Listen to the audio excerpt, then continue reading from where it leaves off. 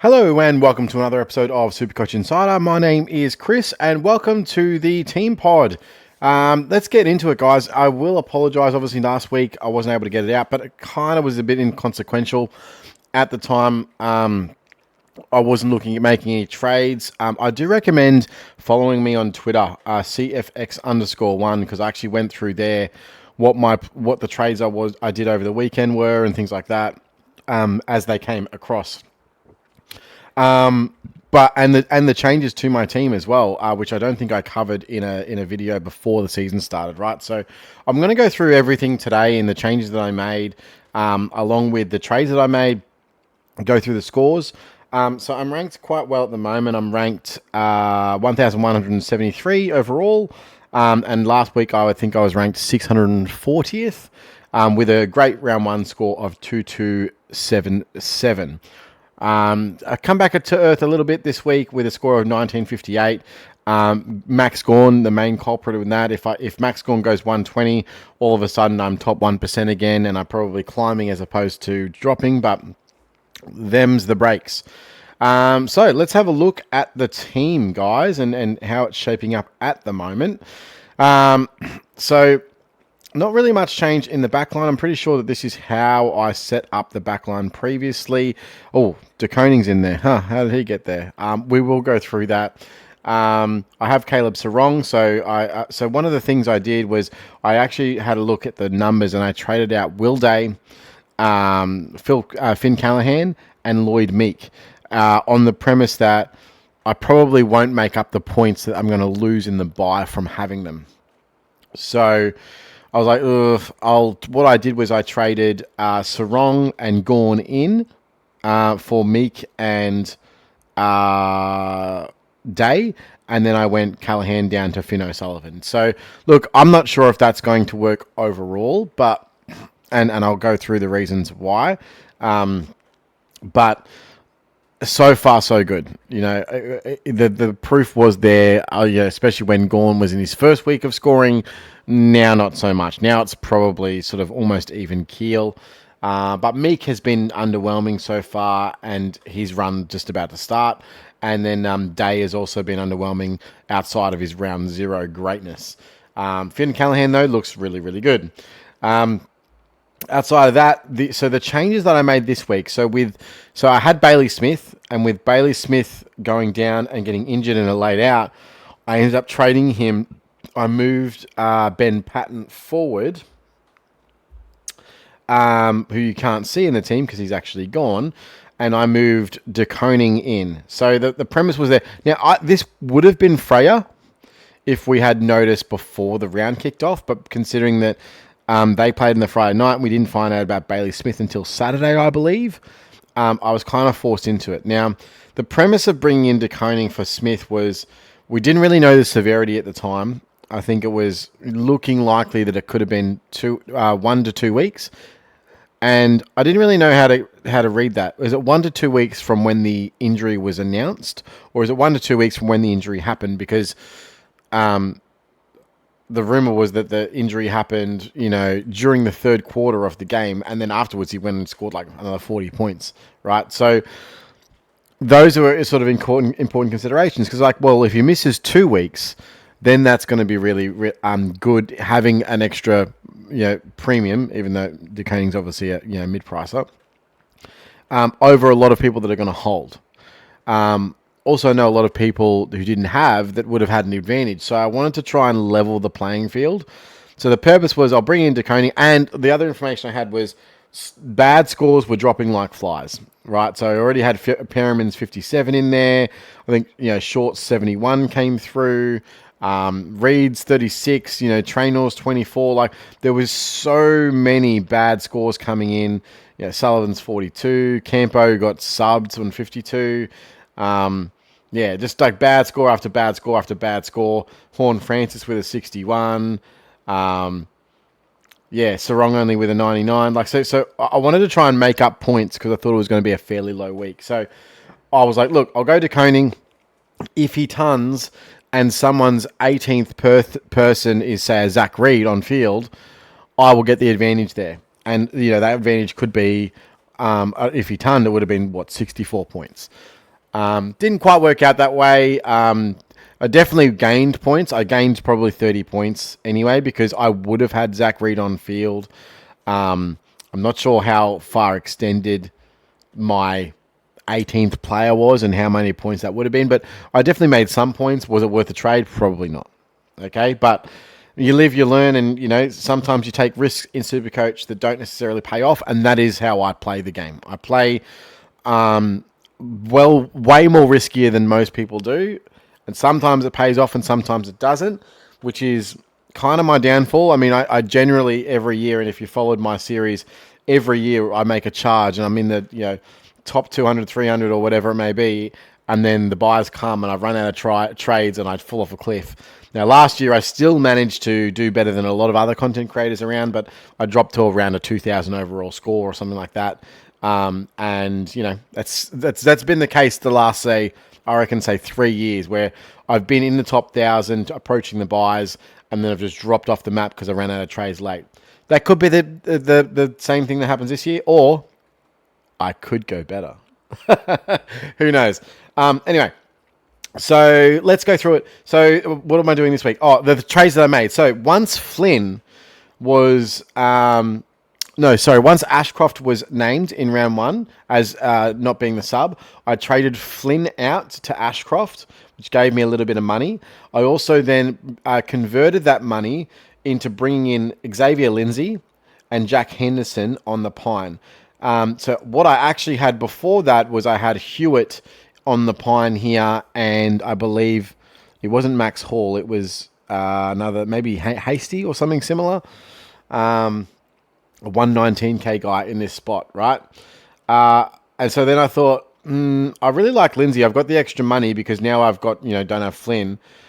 Maybe it's worth trading him out. I think that Lindsay could be better. So I ended up trading Lindsay in last week before his game, and that's been a really great trade-in. And he also got in Jack Henderson. Now, I will say that these two trades, the Henderson and Lindsay, I will credit Pistol from Dr. Supercoach 100%, because I gave him a couple of options, and he said, why don't you just do this? And I hadn't considered bringing them both in. I was going to go Lindsay and who was the other one? I think it was Lindsay and Hasty was what I was going to go. And it's like, why don't you just go Lindsay and Henderson? And I was like, you know what? Why not? Absolutely awesome. Has really shored up my my cash generation for the coming weeks. So thank you to Pistol. Awesome. So Levi was traded in, changed up these rookies, and then on the Sunday, I think it was, I had Ben Patton, and Ben Patton had been dropped, so he was named.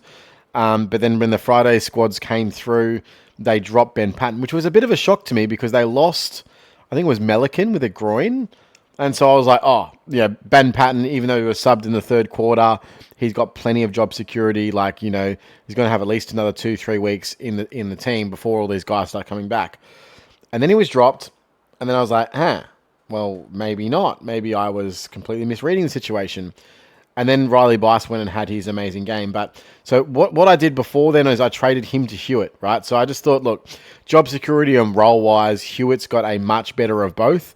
And I think that he probably makes more money, and he's going to be a small downgrade option that generates 10k. I was like, look, bite the bullet. I'd already got into Koning. I don't really need an on-field defender. I'm looking at forward guys. I was looking at a guy like a Max Hall. And I'm like, no, I don't think I'll do that. I think I'll go with Elijah Hewitt, who I think long-term makes more money than at Max Hall or any of the other forward rookies. I also had the score of Kako, and I was like, look, I'd probably want another on-field option for forward scoring. So I brought in Hewitt as well. So the two trades last week was Elijah Hewitt in for Patton as a downgrade, I guess. Oh, sorry, as a rookie correction. And I also brought in DeConing as a sort of injury trade, which I regret that trade, but it is what it is, right? The benefit now is that I don't have to play any of these rookies on field, but it is, best 18 scoring, so it doesn't really matter. Let's be honest, not for at least another 2 weeks. All right, so what are we doing this week? You would have seen the title of the video. It's trading out SHEEZEL and JHF. Now, I'm going to go through my different scenarios, okay? So first thing, let's go through the some important factors here. Where's players? Players. Okay, so break-evens. Now, it's important to analyze these in order to make sure that you're obviously getting the right rookies, which are pretty important. So break-evens is where you want to check. Now, Riley Bice has the best break-even here, but he's obviously on a buy, so you can't pick him up anyway. But I think most people should look at picking him up because he's obviously going to make a lot of cash very quickly. Now, there might be some conjecture over what his job security is like because obviously Ben Patton was dropped. He went and dropped 32 disposals in the VFL the week that week. So I was like, okay. You've obviously got Melican coming back. You've got Harry Cunningham coming back as well. And, of course, Callum Mills, right? But he's going to be playing midfield. Probably comes in, I think Sheldrick was the sub, so he probably comes in for him. Now, of course, outside of him, I have most of the rest of the good rookies. So I've got Nod, I've got Lindsay, I've got Henderson, Nevitt, of course, who's been all right. He actually scored unders this week. I think he had 80 DT, so that's unlucky for him. Hamling's an interesting one. Again, on the buy, another one you could look at bringing in if you want another forward rookie, because I do think he's best 22, playing off the back line. Sullivan's the one that I could bring in this week. So he had a 48 round one and then an 88 in round two. Had a spectacular mark, shored up some job security, but there is a chance also that he doesn't last longer than 1 week, right? So Tom Stewart, I thought once his injury it came in that that signaled the end of Connor O'Sullivan. That signaled some good job security for Connor O'Sullivan, and then it came out, he's probably actually going to play this week, and he went for a run today, and he's all good. And then you've got Kolodjasny coming in, Kolodjasny, I should say. Now I think he's 1 week away. Now he will start, so can Connor O'Sullivan play well enough and convince Chris Scott that he deserves to be in for more than 1 week? Up in the air. Could be good, could be bad. I don't know. That is a question mark over bringing him in, though obviously his cash generation is going to be important. The other negative, of course, is his price. He's 148k, whereas Bice is 113k. So, Bice needs to make 35k less with a much lower break even in order to make more cash. Can you bring both? Yeah, you could, but I think it's more structure related. I think everyone now would rather be started with Bice and O'Sullivan rather than Zach Reed and Traynor, but you live, you learn. The other one's Murphy Reed. So do I need to jump on Murphy Reed? No, his role's still bad. Doesn't look like it's going to get any better. Has he scored well considering? Yeah, I mean, that first score, 63, was off the back of 4 goals in 6 minutes. Incredible. He was on -8 or -9 before that. And then he hit a nice 75. So do I need him? No. Is he great if you've got him? Yeah, sure. Davidson, Campo, Constantine was one that I flagged in the preseason, but just got off a 36 after a 70 in the first week. That's a no. Obviously, I've got Elijah Hewitt here, who now has a lower break even than Max Hall, which is nice. So I went the right way there. Max Hall with a 33 after a 72, I believe, in week 1. These can happen. Here's one you want to keep an eye on, guys. Clay Hall played unbelievable. And I've been big on Clay Hall for a while. So if you are looking for a downgrade option, this is what I'm looking at from Satis next week. So if Clay Hall has another banger outing, he will be in my team next week. Guaranteed. He looked electrifying on the week. He must have bought himself a week or two, at least. And if he plays well, he's going to stay in that team. So that's another one. Ted Closey as well, got a full game. Oh, actually, no, he was sub, I believe, and then came on in the first 5 minutes, obviously, once Stewart went down. He also got an 84. So there's 2 guys on the bubble next week that you do need to keep an eye on because their break-evens could force your hand in order to bring them in. But let's leave that for next week. It's not something we really need to focus on. Connor Stone, hopefully he gets named this week. But obviously I've got him. Ethan Reid, I'm not sold on because they've got their full forward coming back this week. What's his name? Jed Walter. He was suspended, I think, for round 1, so he'll be back this week. So there's that. And I didn't jump on Ned Long for a lot of reasons, but he got a lot more time than he should have because he came on. He was actually the sub, and he came on as soon as Reef McInnes went down, which was in the first 5 minutes also. But notched to 57. So has gone up, 40K. Still has a negative break even. Would it be jumping on him? Absolutely not. These are all kind of less relevant now. Robert Hansen. Kyle Chandler's obviously a mid-pricer. Doesn't really make much sense. Harry Boyd, I bought him in knowing that he'll probably only get one and done and to come in when Marshall's injured or when they want to chop out or whatever it may be. Jack Silvani's a no because that 69, that 100 will roll out of his average. And he played a lot more forward time this week than last. So who knows what his role is going forward.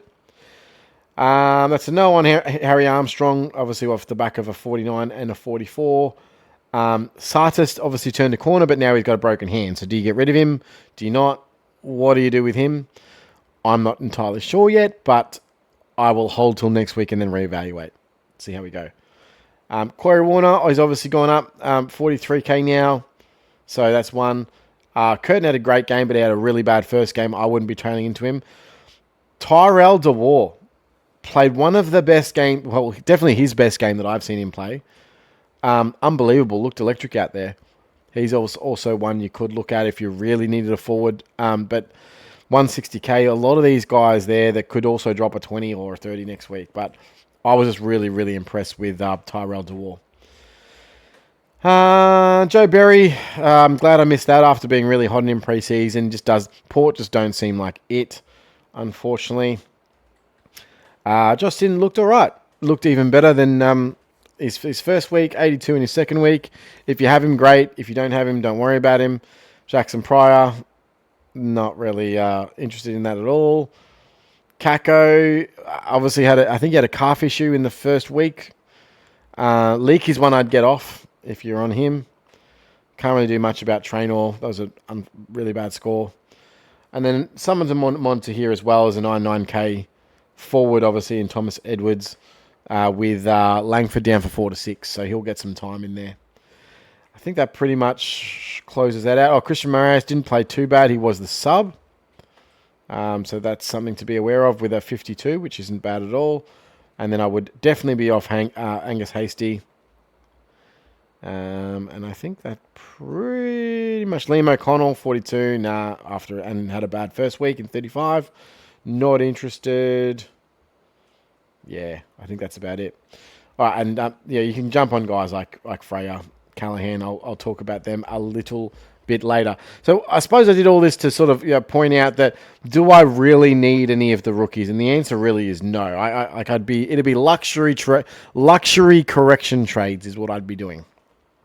So for my purposes and my purposes alone, I'm not looking at doing that. What am I looking at doing? All right, so we need to work it out corrections. First and foremost, if I was doing one thing this week, all I really want to do is bring in Finn Callahan. I personally believe that he's a top 10 mid if he continues at the rate that he's playing with the role that he has. Unbelievable. He looks like rolled gold. In first week, obviously, without Tom Green, he was their number one CBA mid. The week just gone, obviously, where he only scored, I think, 104. Started really, really slow, might I add.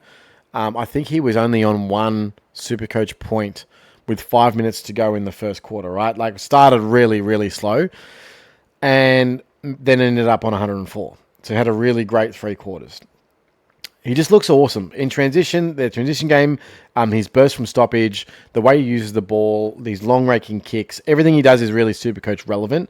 He kicks goals, he gets involved in scoring chains, he gets multiple possessions in a chain, all that stuff. Everything that you'd want to see from a Supercoach player is what he's producing right now. I genuinely believe at his price, which is like $442, you kind of have to get him because he's a guy that if you don't get on him, other people will, and you'll be falling behind. You might fall a premium behind for 3-4 weeks while that happens. So This is the only week you can get him where he's really, really value. Next week, he'll be 50K, and then he's still value, but he's not like as much value. And then every week after that, he starts to becoming less and less value, right? So he's only really important this and next week is probably his primary importance in terms of being in your team. And this week is correction trade week. So I would recommend trying to get him in if you can. How do I do that? So if I don't want to bring in a rookie, how do I do that? There's a couple of ways. First of all, we look at options to trade out. So Perryman, you could look at trading him out. All right. And I think that that's a viable option. If you can facilitate Perryman to Callahan in one trade, do it. The problem is not many people have forward defender swings. It means you've got to make a secondary trade to be able to do that. And that might be okay. You might go, say, Perryman down to Bice or Perryman to Connor O'Sullivan and then, Finn O'Sullivan up to Finn Callahan, right? There's a lot of Finns and Sullivans and well, you get the drift. Something you could do. And that's the first option I looked at. In fact, I was like, okay, that's the way that I'll probably go. All right. And then you go, okay, well, do I really need to jump on those guys? Is there a real urgency to do it? Is there other ways I can do it? How much money do I have? I got 59 grand. Okay. So what can I do? I could go like Perryman down to Fraser, another mid-pricer. He's going to make some money. I could bank on that. So I'll gain, say, 37K, but it's not going to be enough. I still need more coin to be able to do it. I could jump short down to Fraser. There's 70K. I still need more. I'm only going to have 130K. I need more money. I'm still down 120K, right? So I could do that, and then I could trade in someone else. Then I think, okay, so let's make a list of who you need right now. All right? Who's hurting you? Who do you need? Who's got a good run of fixtures coming up? And who's going to burn you the most? All right, let's have a look. Bailey Smith, must have. Obviously was out the first week 1, averaging 147 as a forward with 389. Now, do you need him this week? No, because you've got another week to go with price changes, right? He's likely to play this week. If he doesn't, buys you another week. But he's one as a forward that's going to be a guaranteed top 6 forward with a potential of being number 1. Right now, I don't think he'll get to number 1 because, quite frankly, Jack McRae is playing unbelievable, and I think he probably will average 115 for the year, which is insane. Dunkley. So he had that 160 week 1. He's 600K. Do you need him? I don't think you need him. He's a nice luxury. I think you can have others that rival him. You can have a Sarong. What's he going to average from here? Typically, Dunkley averages 110 a year. He's never really done any more than that because he has these 4, 5, 6 week stretches where he does absolutely nothing. And then, bang, 140, 140, 140. So he goes through these purple patches. You're already 2 games into one. Do you really need him? Maybe. I don't think he's a must-have. I think he's a good get, though. Wits, no, you're not going to go and jump on that. Dane Zorko.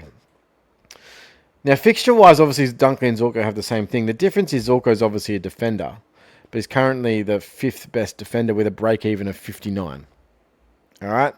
So he's projected to go up with a 122, 28K, and he'll then be basically 623K.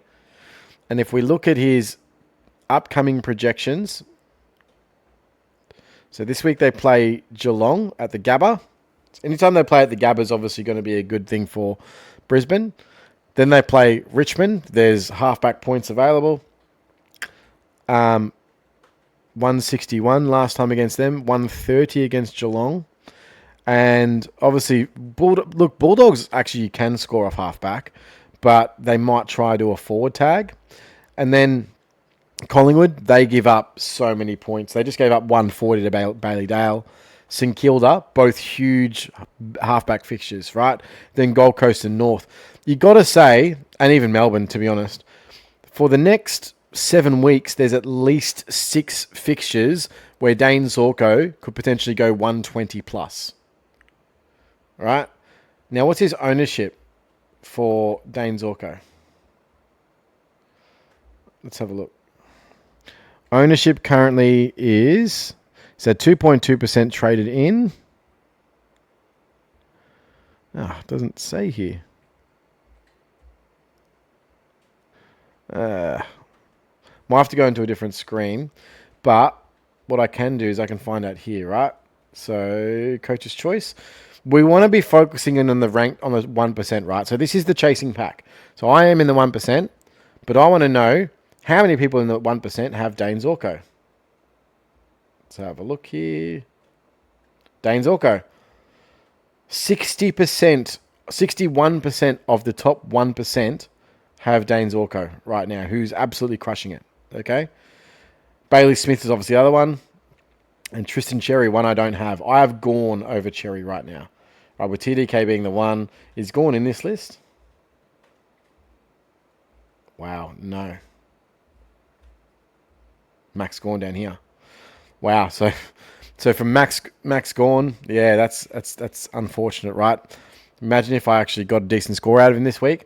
So what I'm saying by this is that the one that's hurting me right now the most out of anyone else in the entire competition is Dane Zorko, right? He's also poised to go up probably 50, 60K over the next 4 or 5 weeks, right? So if I was to say wait till upgrade season, you're looking at probably round 6 before I can double trade to get him. And it'll be 650K max price, right? Conversely, and this is what I'm looking at doing personally, right? Harry SHEEZEL. 635K, dropping money. Break even of 170, projected to go 103 this week. And if he does that, he gets a 30K drop. Right, so immediately he's on the back foot. Let's have a look at his upcoming fixtures. And they're not good. Adelaide, dominating in midfield. Absolutely killing it, right? How much ball is there to go around for North this week? I'm not sold. That's a great fixture. Sydney, he will probably get the Jordan tag. In fact, if I was Sydney right now, I would be circling Harry SHEEZEL as someone I can take out of the game with James Jordan. 100%. Gold Coast, well, right now, Matt Rowell, Tuke Miller, and Noah Anderson are literally toying with midfields. The next 3 games for North Melbourne, I really don't like in terms of midfield matchups. And the 4th is Carlton. Now, it isn't Marvel, but 4th is Carlton against Cripps, Hewitt, Chera, Sam Walsh. If he gets the Hewitt, if they take Hewitt and give that to him, there's another potential poor score involved there. This is a gamble. Yes, it is. Trading out Harry SHEEZEL for this is a gamble, but it is a calculated risk. I am betting that the next 4 weeks at least, there's going to be an 80 to 100K swing in price, potentially even more. It could be up to 120K between SHEEZEL and Zorko. So by trading SHEEZEL to Zorko, what it does is Zorko will go up in price, SHEEZEL will come down, and hopefully in round 6 or 7, when I'm looking at bringing in Harry SHEEZEL again, he's plateaued in price. He might be, say, 570K, and that is achievable, right? I cannot trade in Dane Zorko at 650K. Like, no one's doing that. No one is doing that. You can't trade in a guy in upgrade season at 650K. If I don't get on him now, he's gone. So that's what I'm going to do. So that's my first move, all right? So I'm going to do this one at a time. I'm going to explain it all to you why I'm doing it. Now, the other thing is, of course, I already have Bailey Dale.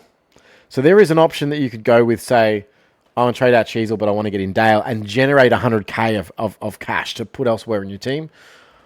I don't hate that. Here's the difference.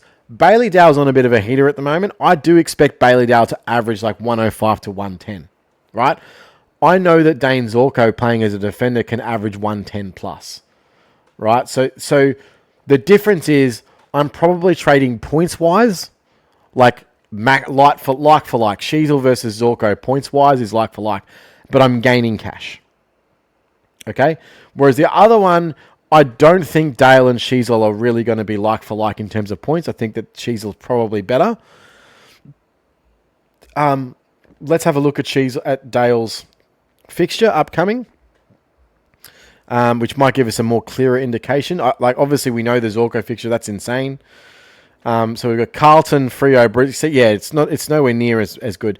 Yeah, highlighted by the fact that North and Collingwood just give up points to halfbacks. And then these 3 games are not going to be great. You do want him for round 6.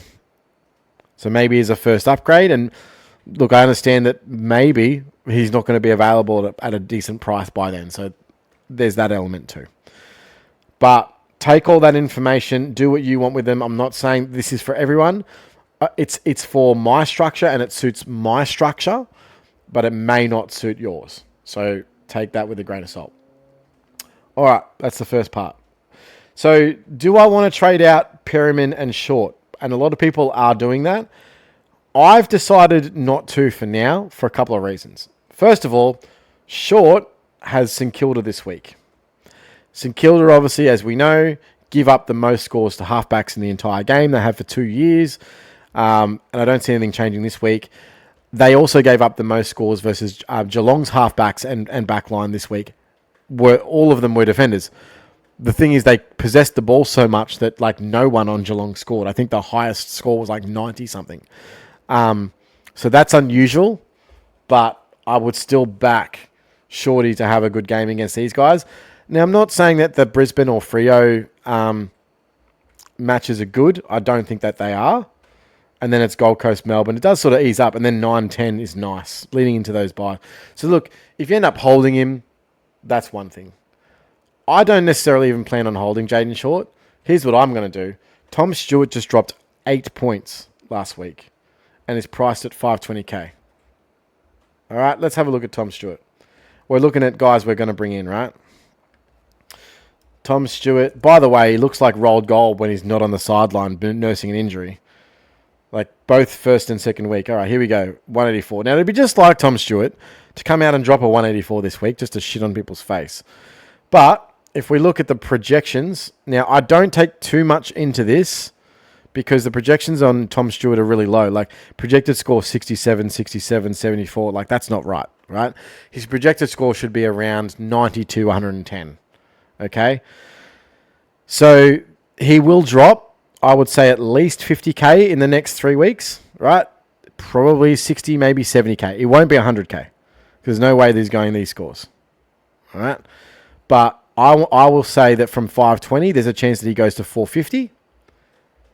And at 450, you can literally direct swap him in 2 weeks for Jaden Short. Now, Jaden Short's break even is only 96. Okay? So it's not like he's a must trade anyway. 94. Right?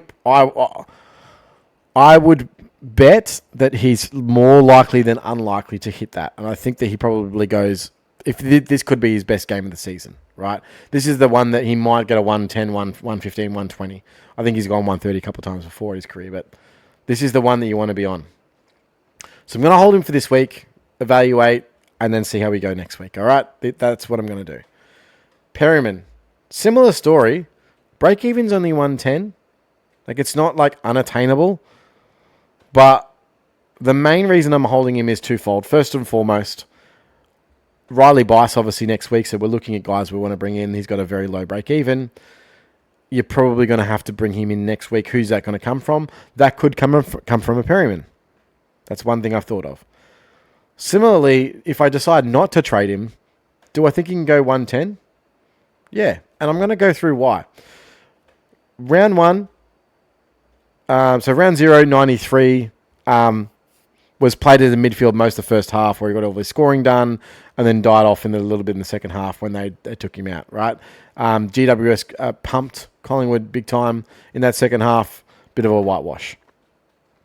Round 1, I should say, so that was round 0, this is round 1. They were killing Port by close to 100 points. Ned Long's probably having a career game. Scott Pendlebury's the sub. When they make the sub, they literally move Harry Perryman back to the back pocket, and he basically doesn't touch the ball. I think he had 1 or 2 disposals for the rest of the game. Right? I think that was situational. That's not a normal thing. If they weren't if it was a close game, they're not moving Perriman out of the midfield to accommodate Ned Long. They're just not doing it. That's not a thing. So, as proven by the next game, where Ned Long was now sub. All right, you had your time. Thanks very much. Cool. Back to sub. Round 2. Before he's even put on the field, Reef McInnes does an ACL, which is their centre-half back. And they have to move him to play the entire game out of a back pocket, where he scores 57. All 3 of those scores, situationally, weren't great. Now, yes, I'm reaching into my pocket and pulling out an excuse for Harry Perriman and blah, blah, blah. I just think that there's a world where he goes 110 next week and people are going to be like, oh. Now, here's why as well. So there's a reason, right? So all of those situational. And then you look at the upcoming fixtures, which are quite tough. So the next few fixtures, Carlton, they're going to need a big body defensive mid. Patrick Cripps has single-handedly destroyed Collingwood in the last few games. Almost beat them just himself off his own back by how well he played in the last quarter of the last game against Collingwood. They need a defensive big mid to play on Patrick Cripps. All right? I think that he will play 70% midfield this game. Sydney, experienced big-bodied mids inside. I think he plays midfield in this game. Brisbane, experienced big-bodied mids in this game. I think they play Perriman in the midfield. To see where I'm going with this? So I actually think that there's a world where Perriman turns this around and goes 100 plus over these 3 games. Potentially even more. It's super risky. I have to, I would still get in Bice, but it probably will be a flip from a Zach Reed or a trainer, which I don't generate cash from. Right? I still then have the Perriman for the on-field scoring. And then I can flip Perriman, which is the plan, to Mills when he's on his bubble. Who's less. So all I'm really betting on is that he doesn't drop more than 40k. And Perriman becomes Mills, and then all good to go. And hopefully I get better scoring on field, not having a Zach Reed or a O'Sullivan or a Bice D4, D5, D6. Now, the logic there makes sense, but I understand the trepidation. I'm not saying he's a hold. All I'm saying is that it's worth considering, and if you don't need to, you don't have to. Okay? Now, Foss has to go. Out of the other guys, I'm not moving on any of them. I understand you might want to trade Satis instead, because at least Foss has a chance to make money over the next 2 weeks. I just think that if you're playing this game for the season, and this does happen throughout Supercoach, where you want to stagger some of the rookie cash generation so that you're not, say, trading out Satis in week 5 when you don't need to, or all of your rookies are ready to go and you can only trade out so many of them, right? So this one potentially 2 week injury for Satis could mean that he's just 2 weeks later in the bubble cycle, and then he's great for, say, round 7, round 8. You kind of want to have those guys in so that in round 8 you've got someone to trade out that's at max price. If that makes sense? It's not. Yeah, is he going to make more money than Finn? I think absolutely. Now, there's conjecture that Parrish comes back in, of course.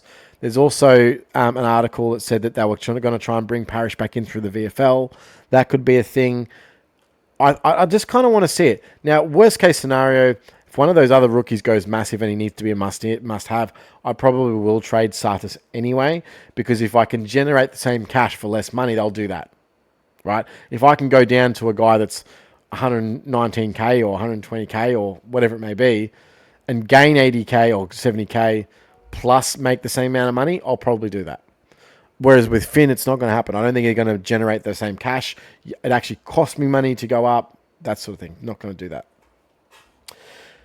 Gawn is, I get wanting to trade Gawn, but the thing is, if you're trading him, you're just trading him to Cherry anyway. So you're only going to be generating, 20k, I think it is, to Cherry. Is that really worth it? He has a bad immediate fixture, but let's have a look at Gawn's upcoming fixture, right?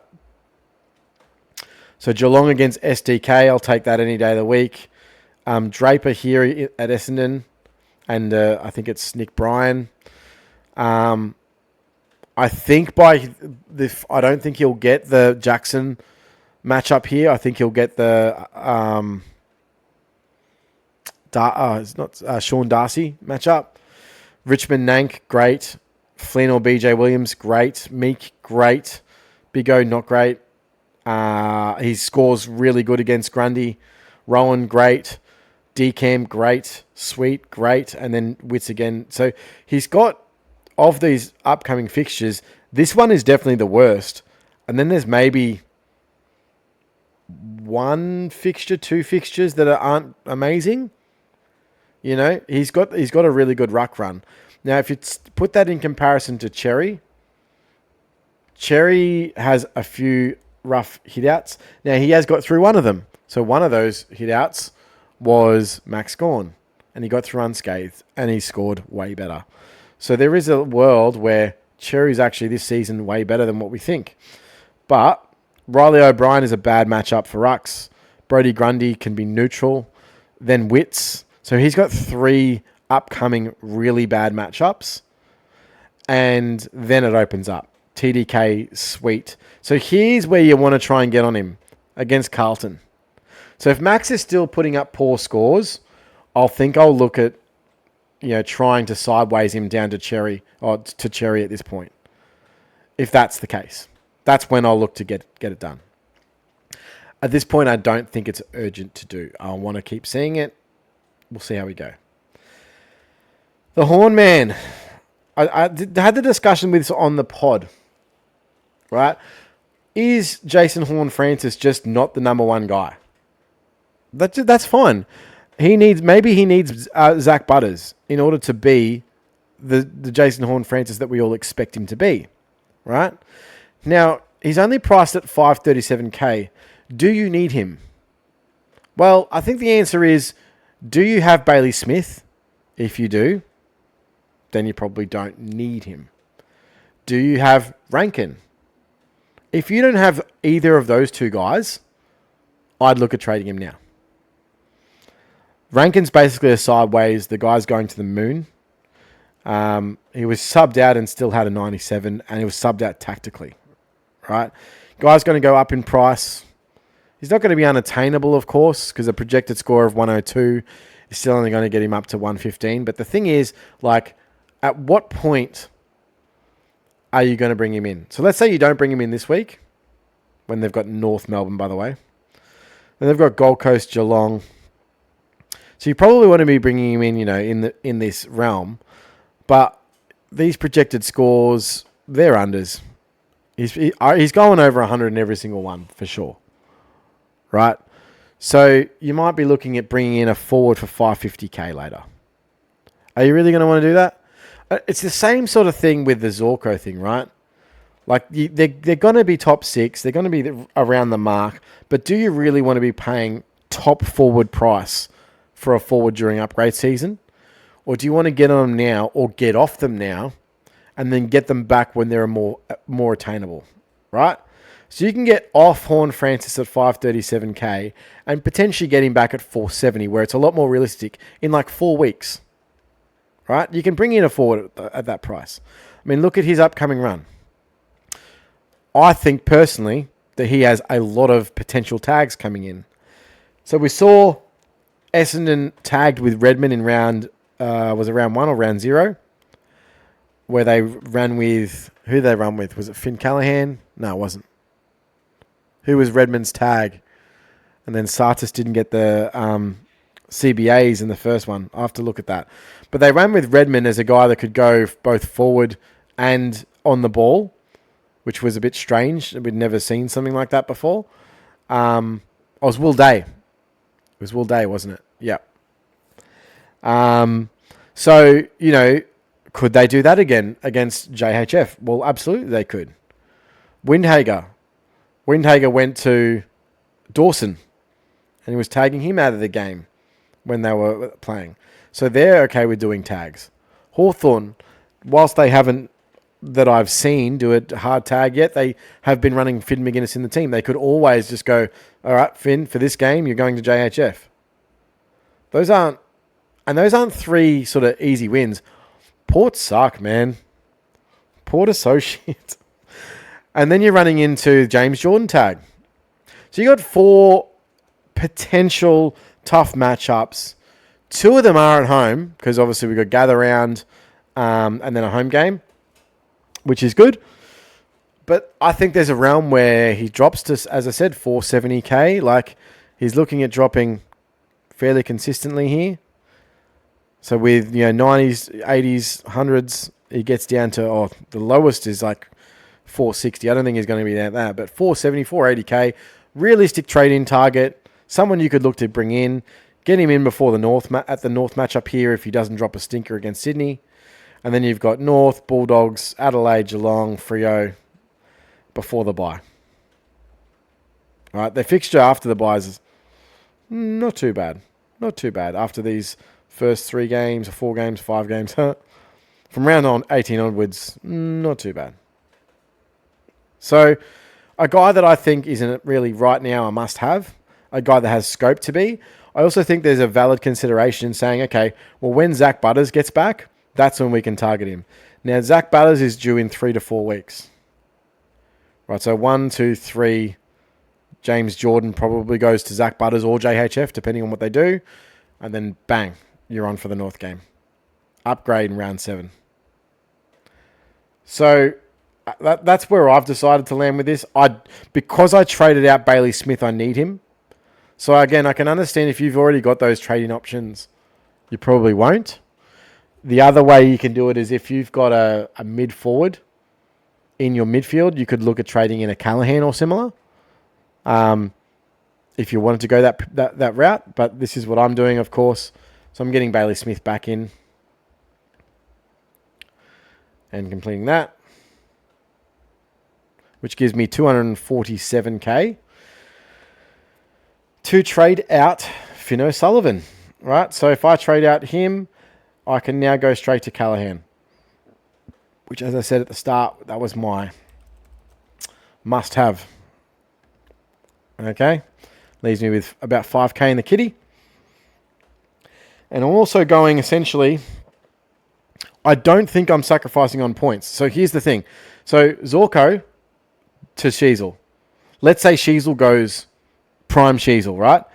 Am I really losing out by having Dane Zorko at the moment? Probably not. Not with his upcoming fixture. I'm probably neutral on points. Worst case scenario. Bailey Smith. Am I losing out with JHF in that scenario with points? Probably not. They're probably, best case for JHF is probably that they are on parity with points, right? So from those 2 positions, I'm actually not losing points, but I'm gaining Finn Callaghan in midfield, which is a massive, massive, massive gain on whoever else is running an M5, which now isn't Sartis. You know, who are the best 3 outside of these guys now with Sartis off? I'm not even sure. So I'm running 5 deep against midfields that are running 4 deep. Hopefully over the next 4 weeks, Callaghan can go 110 plus. Hawks this week. That's obviously a tough matchup. Could be some tags. They're going to go with the Bedford tag. You'd assume Bedford goes to Will Day. Will Finn McGuinness go back and do the same back on Callaghan? I'd look at it. Ooh, juicy. West Coast next week. St Kilda. There's a potential win hager there. Adelaide, tough. Bulldogs, good midfield against. So I reckon it's like tough fixture, great fixture. All right fixture, tough fixture, great fixture, tough fixture. Can be anything. Good fixture, generally good fixture, great fixture, great fixture. So up until the buys, it's not too bad for GWS. You also got to remember that GWS are arguably the best team in the comp right now. Right there alongside Hawthorn, with Hawthorn's consistency. This game this week, Hawthorn GWS is an amazing game. I really can't wait for it. All right, so I've talked through my picks. Let's go through some other stuff. All right, so let's make ensure that you put your playing players on the field and your buy players off the field, of course. Just going to make things a little bit easier for yourself. And then we'll go through VCC options. I am going to field Davidson. And look, there might be some... I'll look into this later, but there's probably going to be some loopholes that you could exploit here. Especially, like, you can't do it in the back line because, you know, everyone's got to be on field. Midfield, I don't have a loop, I don't think. No, it doesn't look like I do. And forward I can. So I'd be able to... Oh, actually, no, these are all playing. So, yeah, I'm just going to go with these guys up front. So VCC, I think, is probably the easiest that it's been for a long time. Jack McRae versus Richmond. For 162. Guy's going to dominate. And then captain is going to be Sarong against West Coast. Very easy this week. I understand there's a TDK option here, I think. TDK against... Who's he up against? Bulldogs, Tim English. That's not a bad selection, and I would not be against that. I just think that I have the two arguably best C and VC options, so I'm going to use them, but I understand a TDK here too. That's it for me, guys. Thank you very much. It's been a long one. I love you all, and I'll see you next week, and enjoy the other pod that just got released as well. Cheers, guys. Bye.